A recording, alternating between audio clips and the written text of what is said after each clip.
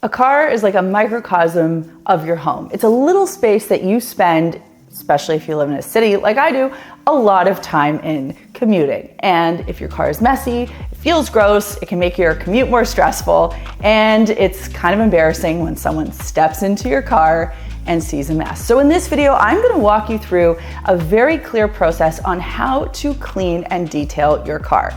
Now, while I'm going to be using some professional detailing tips, do not take this to mean that this is going to be overwhelming. I'm breaking it down. I'm making it easy and approachable so that you can use these tips and get your car looking clean in no time. Now, we just did a video reviewing some car detailing products. I'm going to link that for you down below because those are the products that I'm going to be using and referencing in this video. And a quick note before I get started that over at Makers Clean, our annual summer sale is about to kick off. And if you want to get early access, head over to makersclean.com today and subscribe to our Makers Insider newsletter, which will give you access to special discounts, product drops, and for the next week, we'll also include a link to a free download of our comprehensive weekly cleaning checklist and guide. That's makersclean.com, and I've got a link for you down below. So I'm gonna roll up my non-existent sleeves and we're gonna go to my driveway and detail my car. All right, we're gonna start off with decluttering. And my trunk is not terrible aside from the fact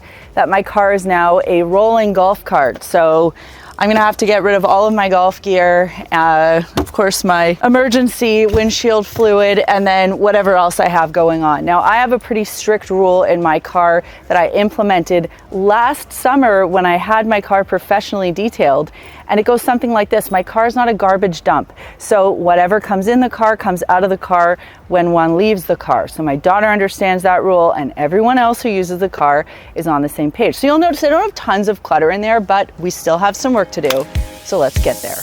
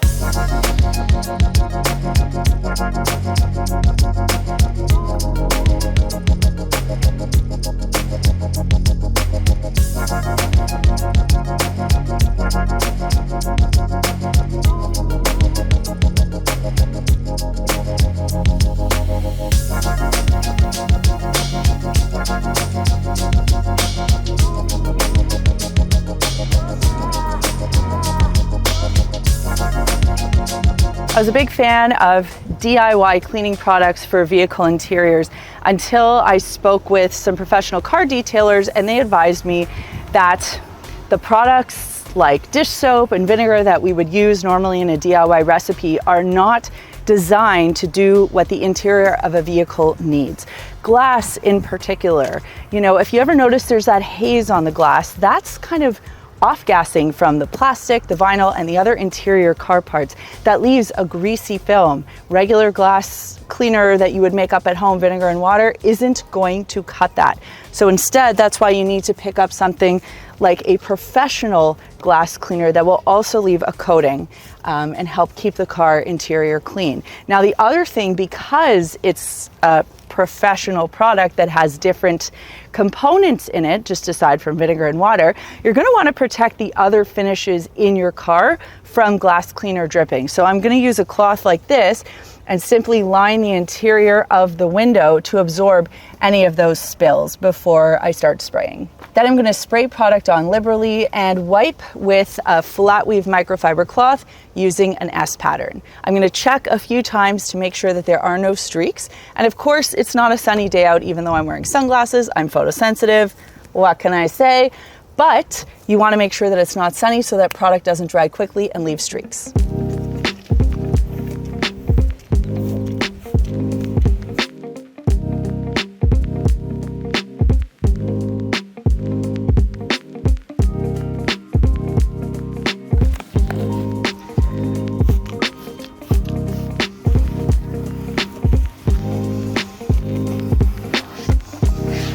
Okay, now I'm gonna clean the rear view mirror as well as the touchscreen.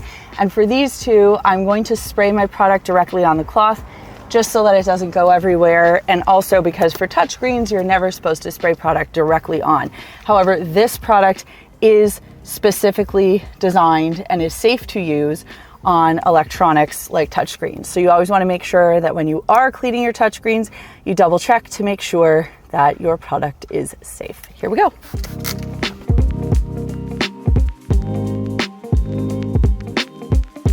Next up, I'm going to clean the interior, and these two products are what I'm going to use. The first one is just your general all-purpose cleaner that is designed specifically to be used in car interiors, meaning it is safe to use on the plastic, leather, vinyl, and other components that you would find inside a vehicle. You don't want to sap any of the components of moisture because that can lead to cracking and discoloration. You want to use something that is purpose-built. This is one of those places where DIY doesn't make sense after I've done a whole bunch of research. And then you want to finish it up with a protector. That protector should have some sort of a UV protectant in it as well. You might think that sounds crazy, but the reason you need UV protection in a vehicle is because it is being pummeled by UV rays all day, and this can eventually lead to fading and cracking. So if you're someone that's buying your vehicle out and investing in it long term, which is what I've done with my car, I want to make sure that it's going to last me and look great for a long time. So I'm going to start by simply spraying product onto whatever surface I need to clean and avoiding the surfaces I don't want to clean. For example, anything like a vent, I don't want to shoot any liquid in there, and the same thing with any of my touchscreen components. Then I'm going to use a plush microfiber cloth to wipe using the S pattern and leave a nice streak-free finish. What's nice about this product is it also lifts away dust and helps to create a more dust repellent surface. A little tip, if you're going to be spraying an area and there are components of it that you don't want to get wet, simply cover it with your cloth like this. My speaker.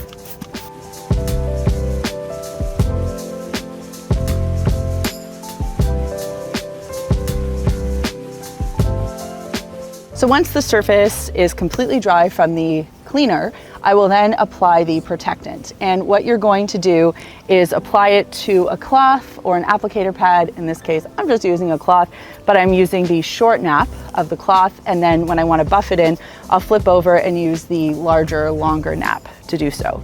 You do not want to spray this product directly onto your surface.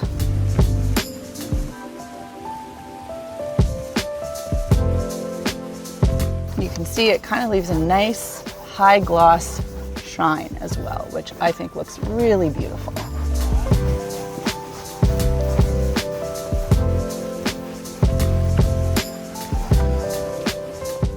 As I become more and more drenched with sweat, I'm going to undertake vacuuming the car. Now I did this recently, so it doesn't look too bad, but there is always a need to get into those crazy crevices where crumbs and dirt and all the other things build up. So I'm going to use this awkward gap tool.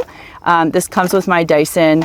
As you can see, it kind of turns a little so you can get into those really weird crevices without having to cock your hand in a really strange direction. It's also got this tiny little brush that's going to let me detail. I've also got my mini motorized head, which is really great for floors. And I'm also going to use this crevice tool by just pulling up to clean areas of the leather seat, as well as those little weird cracks and crevices around the seats.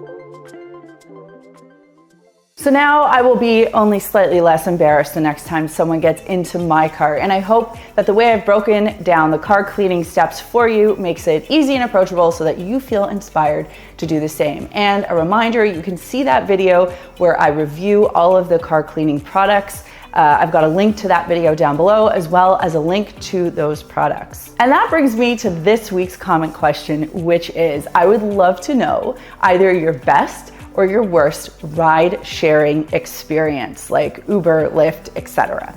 Okay, so my worst story has to be the time that I was in Chicago. This was a couple years ago with Chad. We called an Uber to go back to our hotel. And the guy that picked us up was a hipster, and I'm not judging, I'm just trying to paint a picture. We were in a Prius. And what happened was, he started talking about how he makes kombucha. And then, for those of you who don't know, it's a fermented food, liquid beverage. It's a fermented beverage. And then what ended up happening was, Chad and I were just sitting in the back, the guy was driving, there's a bit of traffic, and the most potent fart definitely came from this man. Chad and I looked at each other, we were like, obviously it was neither of us. I mean, we kind of know what that smells like.